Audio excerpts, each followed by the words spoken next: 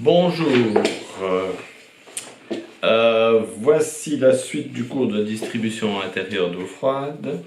Donc la dernière fois nous avions fait un exercice sur une salle de bain et nous avions déterminé les diamètres des canalisations. Non, pas déterminé les diamètres des canalisations, nous avons simplement recherché les débits dans les canalisations. Alors à partir de ces débits, on va pouvoir choisir les diamètres des canalisations. Comment est-ce qu'on les choisit? À partir de ces documents dont je vais vous envoyer une copie. Je crois que je vous les avais donnés, mais je vais vous envoyer encore une copie. Donc sur ces documents, nous avons tous les types de tubes. Par exemple, ici nous avons le cuivre. Et nous avons tous les diamètres possibles. Attention, c'est tous les diamètres possibles, ce qui ne sont pas les diamètres commerciaux. Donc commerciaux, c'est-à-dire que ceux qu'on trouve dans les magasins. Donc ici, c'est des diamètres qu'on trouve peut-être en France, en Allemagne, etc. Donc, mais vous vous baserez uniquement sur les diamètres retrouvés en Belgique. Donc vous irez voir sur Internet, chez FAC, chez FAM, et vous regarderez quels sont les diamètres qu'on utilise le plus fréquemment ici chez nous. Alors, donc, à partir de ces tableaux, on peut trouver le débit. Donc, par exemple, si je prends le diamètre 15, quel est le débit maximum que je peux envoyer dans ce tuyau? 12 litres par minute.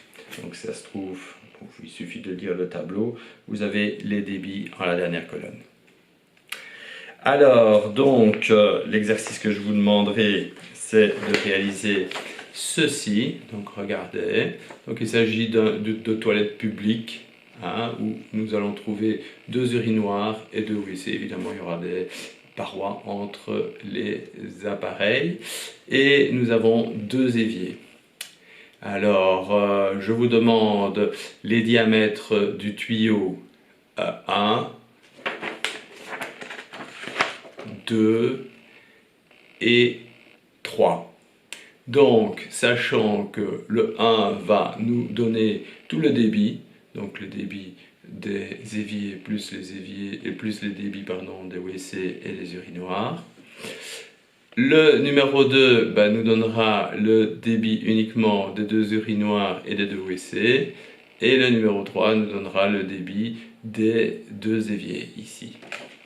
Donc je vous demande de me faire de me déterminer les différents diamètres en cuivre, je dois préciser, qui seront utilisés pour réaliser ces toilettes publiques.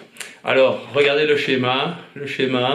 Regardez, ici nous avons, donc c'est le mur du fond, et ici le mur de côté, donc qui est représenté avec une droite qui part suivant un angle à peu près 30 degrés, un peu moins ici. Mais donc on appelle ça une perspective isométrique, donc ça permet de visualiser un local assez facilement. Voilà pour la petite explication. Alors, nous allons terminer le chapitre sur la distribution d'eau. Donc on avait vu cela. Alors à la page numéro 5 du chapitre, donc le chapitre vous l'avez, je vous l'enverrai encore une fois, vous allez retrouver la boucle d'eau chaude sanitaire. Alors qu'est-ce que la boucle d'eau chaude sanitaire? Je vais vous l'expliquer à partir d'un schéma. Donc voici un boiler d'eau chaude. Vous avez l'arrivée d'eau froide ici en dessous et vous avez le départ d'eau chaude là au-dessus. Alors, on va utiliser une boucle sanitaire. Donc ici, il n'y a pas de boucle sanitaire pour l'instant. Je vais la dessiner avec vous. Alors, nous avons un tuyau de départ qui va à une certaine distance. Donc, dans un bâtiment assez important, comme un hôtel, comme une maison très étendue. Donc, si on ne réfléchit pas où on place la chaufferie, on risque d'avoir des soucis d'alimentation en eau chaude. Alors donc, quels sont les soucis? Donc si mon tuyau est très long, j'ouvre mon robinet et j'attends 1, 2, 3 minutes peut-être avant d'obtenir de l'eau chaude. Donc c'est pas très pratique. Donc qu'est-ce qu'on propose dans ce cas-là? On va proposer une boucle sanitaire. Alors la boucle sanitaire c'est tout con. Donc regardez, l'eau va arriver jusque là et va reboucler vers le boiler. Je vais le dessiner.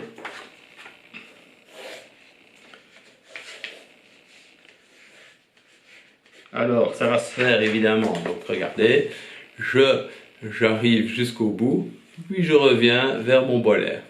Bon, quel est l'inconvénient de ce système? C'est qu'il faut que je mette une pompe. Alors, vous réfléchirez à quel type de pompe de quel type de pompe il s'agit, puisqu'il s'agit ici d'eau sanitaire, d'accord, qui n'est pas égale à de l'eau de chauffage. Donc, vous devez mettre une pompe.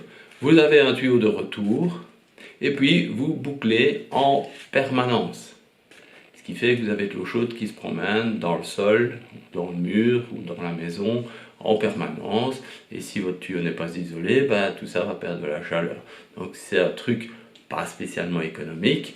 Bon, l'avantage évidemment c'est que vous avez de l'eau chaude directement à votre robinet. Okay. Alors, on peut améliorer le système en plaçant une minuterie au niveau du circulateur. Alors, ici, j'ai fait le petit exemple. Donc, j'ai pris un exemple d'une tuyauterie de 30 mètres. Je l'ai prise en cuivre diamètre 22 et je vais dans mon tableau. Et là, à la colonne cuivre diamètre 22, j'ai la capacité en litres par mètre. Ok. Alors si je regarde dans le diamètre 22, donc j'ai 0,31 litres par mètre de longueur. Donc, ça veut dire que j'ai un tiers de litre sur un mètre de tuyauterie.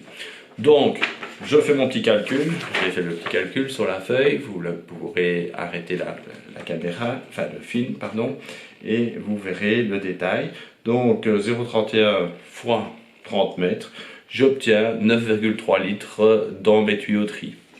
Alors, quel sera le temps d'attente? Il suffit de diviser la quantité de litres par le débit que j'obtiens, par le débit que je vais obtenir en ouvrant mon robinet. Alors, si j'ouvre mon robinet très fort, je peux avoir 6 litres par minute. Et si j'ouvre mon robinet à moitié, je vais avoir 3 litres. J'ai pris 3 litres. Donc, 3 litres. 9,3 divisé par 3 litres, ça nous fait à peu près 3 minutes 6 précisément. Donc je vais ouvrir mon robinet pendant 3 minutes avant d'obtenir de l'eau chaude, ce qui est relativement long. D'accord? Donc quand vous êtes dans votre salle de bain et que vous devez attendre 3 minutes, ça va vous paraître très très long.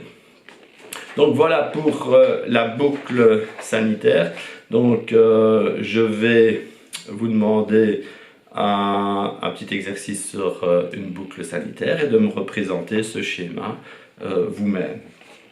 Alors, après la page numéro 5, nous allons parler de la dilatation des canalisations. Donc, la dilatation des canalisations, c'est très important. Donc, pourquoi? Parce que vous allez créer du bruit dans votre installation.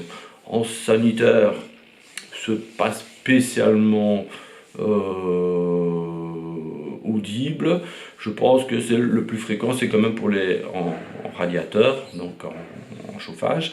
Donc même si ce cours ne parle que de sanitaire, le problème est le même en chauffage et donc toutes les tuyauteries qui se dilatent vont entraîner du bruit au niveau par exemple des fixations. Donc si vous avez mis des attaches rigides en métallique sur un tuyau métallique, vous empêchez le tuyau de se déplacer, ce qui fait que vous allez entendre des tac tac tac au niveau de votre installation. Je présume que vous avez déjà entendu ce genre de bruit dans votre installation. Donc c'est la dilatation des canalisations. Et à la limite, vous pourriez arracher les pattes des fixations. Donc ça c'est assez gênant. Alors donc on verra en détail la dilatation. La dilatation, dépend évidemment des matériaux. Alors, le coefficient de dilatation le plus important, c'est pour dilatation linéaire, que je ne dise pas de bêtises, c'est pour l'acier. Pour l'acier, j'ai 0,012. C'est pour le polyéthylène haute densité. Polyéthylène haute densité, c'est le tuyau noir gébérite d'évacuation. Donc là, on a un coefficient assez important. Le polypropylène a aussi un coefficient relativement important, 0,16. L'acier, donc pour l'acier, j'ai que 0,012. Donc en réalité, je ne dilate pas tellement pour l'acier, mais je dilate plus pour le polypropylène et pour le polyéthylène. Alors, le multicouche, lui, a un coefficient de dilatation pas si important que ça, donc c'est pas trop grave, d'accord? Mais le plus important, c'est pour finalement les plastiques d'évacuation et le polypropylène. Le polypropylène, c'est le fusotherme, donc le tuyau vert qui permet le sanitaire et le chauffage.